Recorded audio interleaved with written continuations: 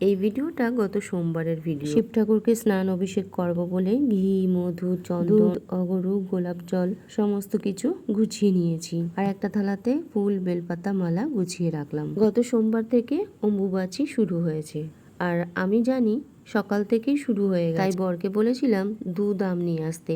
অম্বুবাচীতে দুধ আম ভগবানকে নিবেদন করতে হয়। শুনেছি অম্বুবাচী চলাকালীন দুধ আম খাওয়া ভালো। এখানে শিব ঠাকুরকে ঘি, মধু দিয়ে অভিষেক করিয়ে নিচ্ছি প্রথমে। এরপর জলের মধ্যে অগরু আর গোলাপ জল মিশিয়ে স্নান করিয়ে নেব। তার আগে শিব ঠাকুরের মাথায় একটু সিদ্ধি দিয়ে দিলাম। জানো তো, আমরা আগে অম্বুবাচীকে আমাবচী বলতাম। এখনো যে বলি না তা কিন্তু না, এখনো বলি আমাবচী। ছোটবেলা থেকে মা কাকিমাদের কাছ থেকে যে কথাটা শুনে থাকি আমরা, সেই কথাটাই কিন্তু ভেতরে থেকে যায়, আর সেটা চলতি কথা হিসাবেই কিন্তু সেটা বলে থাকি আমরা।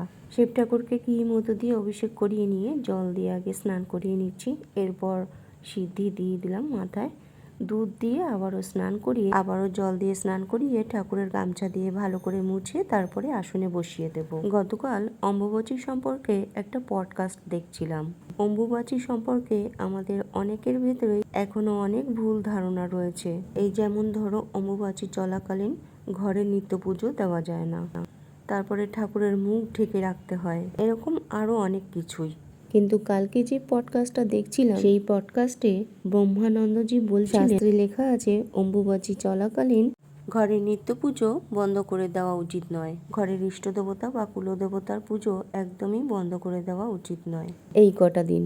অম্বুবাচী চলাকালীন ঘরের নিত্য পুজো যে বন্ধ করে দেওয়া হয়, সেটার কিন্তু আমি কোনো কারণ খুঁজে পাই না। কারণ আমরা প্রতিদিনের সমস্ত কাজ করছি, স্নান, খাওয়া, আরও সমস্ত কিছু কাজ। তাহলে ঘরের ঠাকুরকে না খাইয়ে রেখে সেবা না দেওয়ার কোনো কারণ আমি খুঁজে পাই না। তাই আমি অম্বুবাচী চলাকালীন প্রতিদিন পুজো দিয়েছি। না জেনে যেই ভুলটা এতদিন করে এসেছি, জেনে সেই ভুলটা আর কখনো করতে চাই না। অনেকের মতো আমিও এই ভুলটা এতদিন করে এসেছিলাম। সত্যিটা জানার পর থেকে সেই ভুল আর কখনো করব না। শিব ঠাকুরকে স্নান করিয়ে সুন্দর করে সাজিয়ে বেলপাতা, মালা পরিয়ে দিয়ে অখণ্ড চাল অর্পণ করলাম। ভোগে কলা, আম, দুধ দিলাম। ধূপ, দীপ, ধুনো, কর্পূর দিয়ে আরতি করে নিলাম শিব ঠাকুরকে। তোমরা অম্বুবাচীতে পুজো করলে নাকি ঠাকুরের মুখ ঢেকে রেখে দিয়েছিলে? অবশ্যই কমেন্ট করে জানিও।